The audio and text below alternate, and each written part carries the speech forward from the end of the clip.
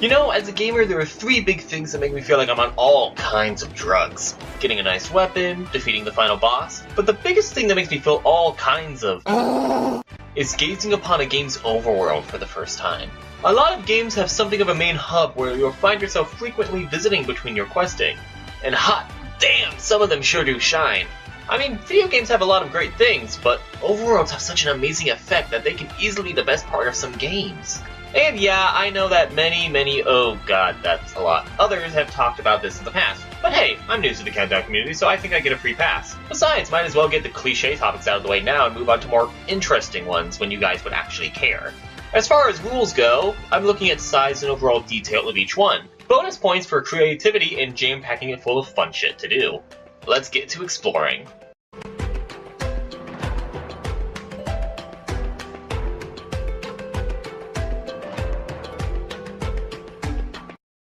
Single-player racing games. No. I mean, okay, some of them do fine as single players, but others might as well be DOA. Now, there have actually been, according to my knowledge, 2 racing games that not only had a great single-player adventure mode, but both had an excellent overworld to traverse with them. Diddy Kong Racing did do it first, but in my opinion, Crash Team Racing did the job a little better.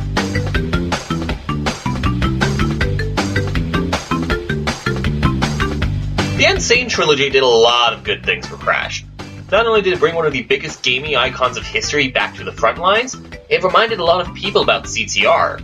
Many people, including myself, consider this to be one of the greatest racing games of all time. I don't know if Naughty Dog knew at the time this would be the last Crash Bandicoot game they were going to be working on, but god damn, they did a lot of things right. And a lot of that is very evident in the overworld. For starters, it's pretty big. It's divided into 6 parts, and each one has at least 4 tracks that you can access along with whatever challenges are added.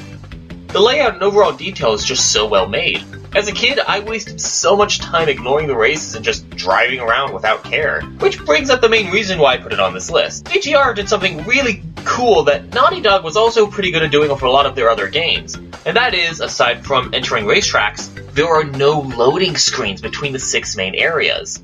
Meaning you can freely explore with nothing to slow you down. Vicarious, you did great work for the Insane trilogy, but when you guys remake CTR, be sure to add even more to this overworld. You guys are remaking this, right? Right?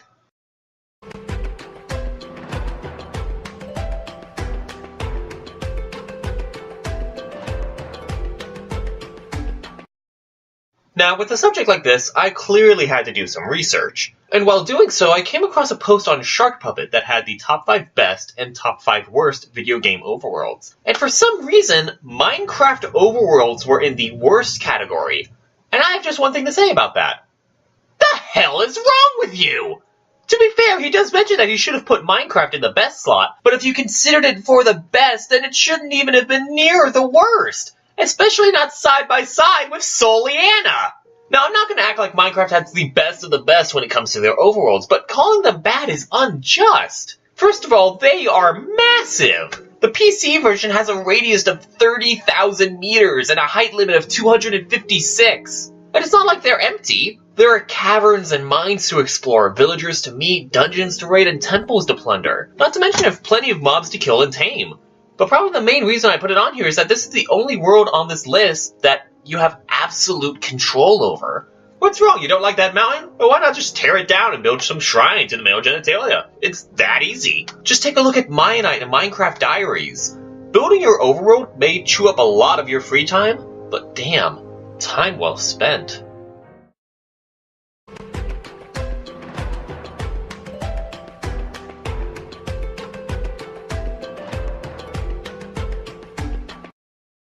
I hope you expected a Pokmon Region on here.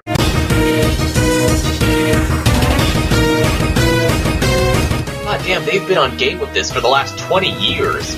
With the main series, we have 7 great regions that I have up for grabs as a contender. I was tempted to put Sinnoh on here, as Gen 4 was my first Pokemon game experience. But oh man, all of the other regions are eating Alola's dust.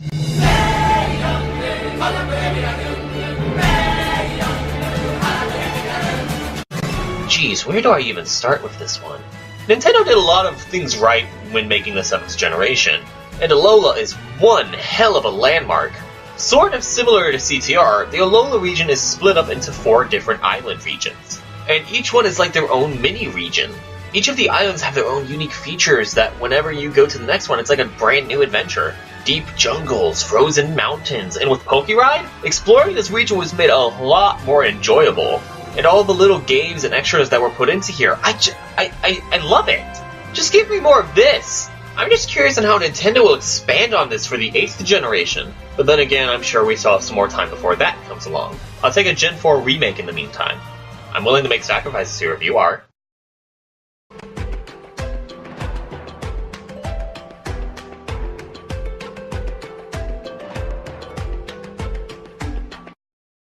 Okay, so let's recap what we have so far. We've got a large racing area, a giant field, a series of islands. Let's kick it up a notch. Bigger, bigger, bigger. There we go.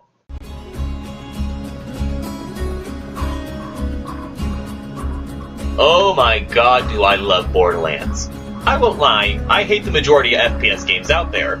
Borderlands is one of the exceptions. I love everything about these games. There's just so much character, and probably the biggest reason for that is because of the hostile planet that the people live on. Pandora is one of the most hostile environments in video game history. This entire planet is just insane, mostly like the people living on it. The majority of the population are psychos and murderous bandits. I have the shiniest meat bicycle! But hey, that just means there's more people to kill and hideouts to raid. But seeing as how we are given a planet to explore, you are guaranteed lots to do and collect. I mean, just look at the guns you can collect. There's like an octo-pentabajillion. Okay, it's closer to like 20 million, but that's still a lot of firepower. But the big thing here is that while Pandora is hostile, the environment is also breathtaking. Desert, plains, icy tundra, and enormous mountain ranges. Personal favorite of mine is going through the dust in Borderlands 2 and just waiting for sunset. Just hope the bandits stay away.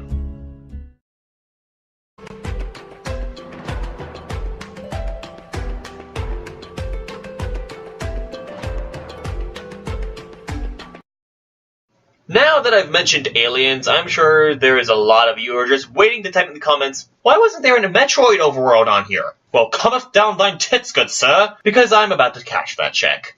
I know just as well as anyone that Metroid games are in the god tier when it comes to making their overworlds. And clearly, I have a lot to pick from. Talon 4 is pretty good, but oh my god, I got 3 letters for ya.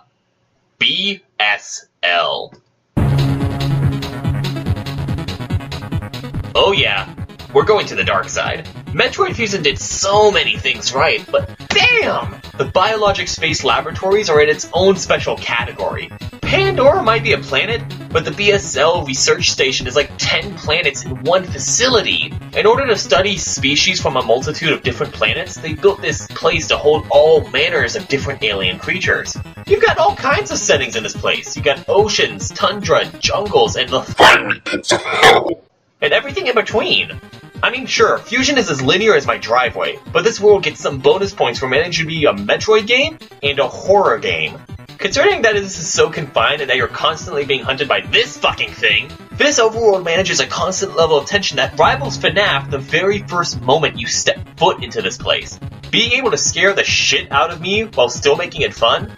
Now that's how it's done.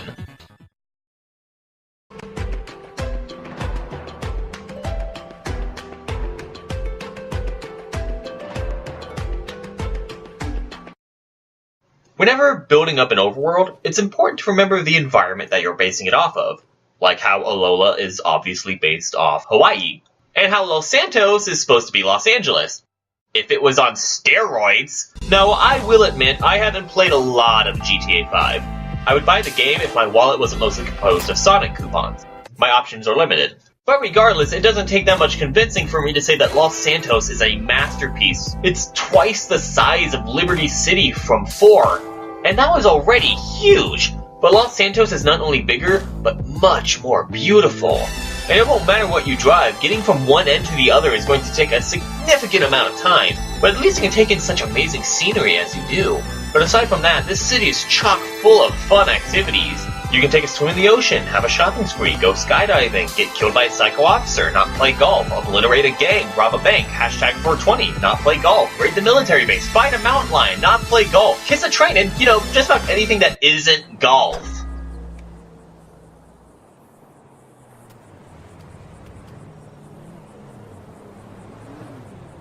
Riveting.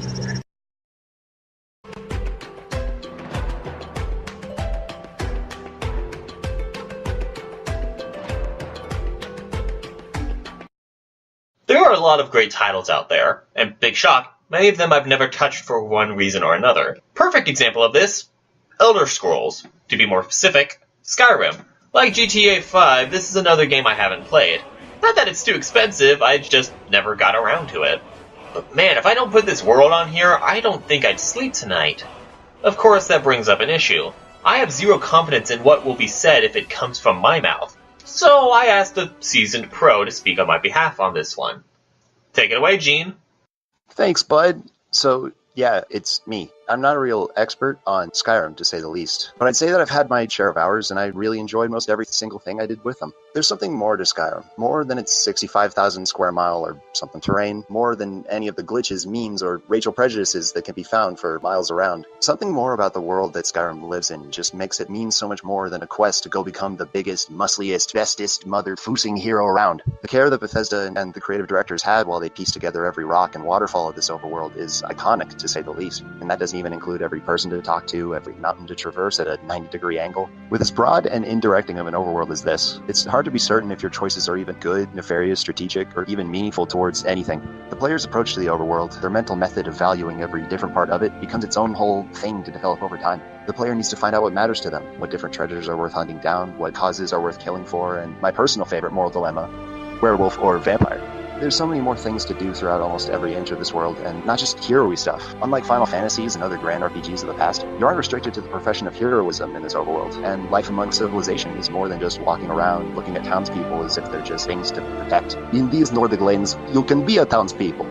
Then, get paid for your work at a woodblock or on a farm where the food goes back way too fast. In a type of game where most players see all this life and scenery around them as something to just pass by, you can actually spend time to live in this one. And you can spend your own in-game day with its own wonderful, self-decided in-game purpose. So, without as much rambling this time, Skyrim has one of the nicest, most dynamic, most livable overworlds I've seen. All of these just make it a quality choice by my dear friend here to add it to this wonderful list. Anyway, thanks for letting me talk a bunch about a game that has sucked many wonderful years from my life. And thanks for letting me in the recording studio, you schlep. I got to steal a couple of donuts from the break room. That motherfucker took the last Boston cream. He will pay.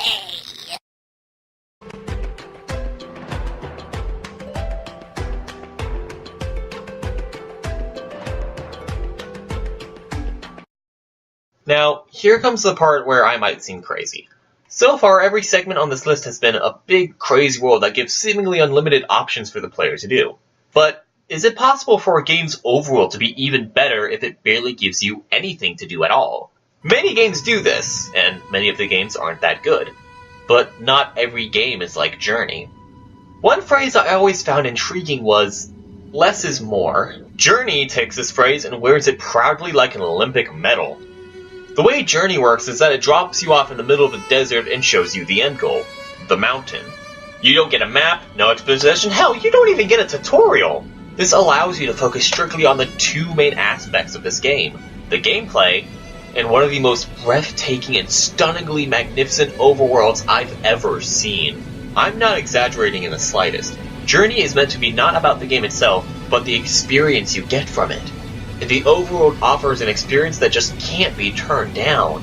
Whether it's drifting through the sands or gliding through the air, I just can't pull my eyes away from a single frame of this amazing land. It may just be a walking simulator, but I promise that it will be a long while before it tires on you.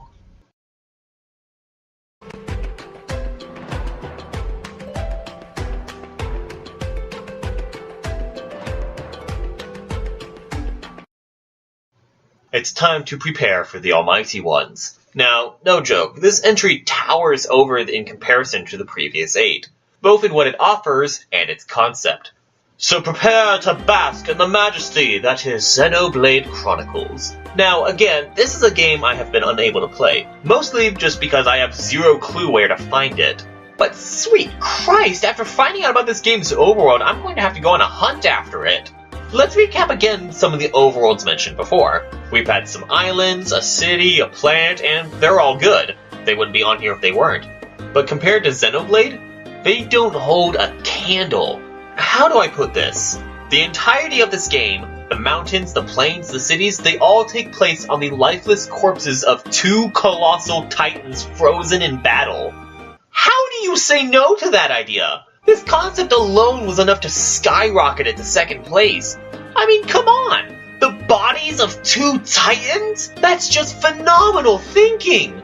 The idea behind Bionis and Mechonis is nothing short of brilliance. Just the fact that everywhere you go in this game, you're traveling to a different part of a much larger body makes you feel kind of small, really.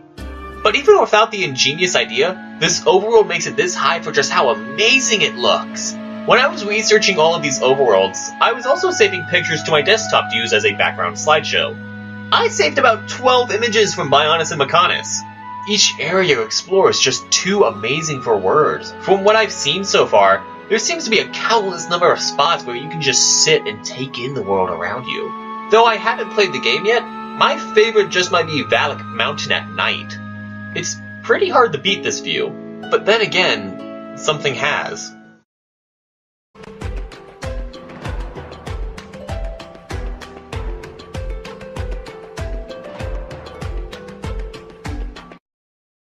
One thing that is most annoying to any gamer is when there's a game you really want to play, but ultimately can't. Whether it be internet issues, lack of proper hardware, or as I mentioned earlier, coupons. With some cases, you want to avoid spoilers for the game as much as possible before you can get your hands on it. Some game spoilers can be impossible to avoid. But then again, I managed to avoid every Breath of the Wild spoiler thrown my way until now, so it can't be too hard. Before I go into that, let me just say, did you really think I was going to leave a Zelda title off of this list? However, my original list had Wind Waker's Great Sea, and even then, it was only going to be in the number 5 slot. That was until I heard that Breath of the Wild had an overworld that was nearly twice the size of Skyrim. And for the sake of this video, I had to dig deeper. Do you have any idea how hard it is to look into details of a game without getting spoilers from the story? I owe a lot to Katie and Jean giving me a big chunk of this information. Keep in mind, I won't be 100% accurate, but if this little information was enough to convince me to put it at number 1, well, let's just say I really need to get a Switch. First things first, this version of Hyrule is not only big, but it's incredibly pleasing to the eyes. Almost every image I found of this game shows off the stunning visuals as the world becomes open to you. And in terms of open, this might be the most open world of any game. You can go straight for the final boss right at the start. Or you can do what I heard most people did, ignore most of the story and do some of these 76 additional side quests or optional random fun activities. You can go surfing down mountains and hills on your shield, tame and ride wild deer and horses, cook anything you can get your hands on, create a flying raft, blow up anything in sight, or just climb, jump, run, and explore to your heart's content. The entire kingdom of Hyrule is at your fingertips. The only question is, where do you want to go next?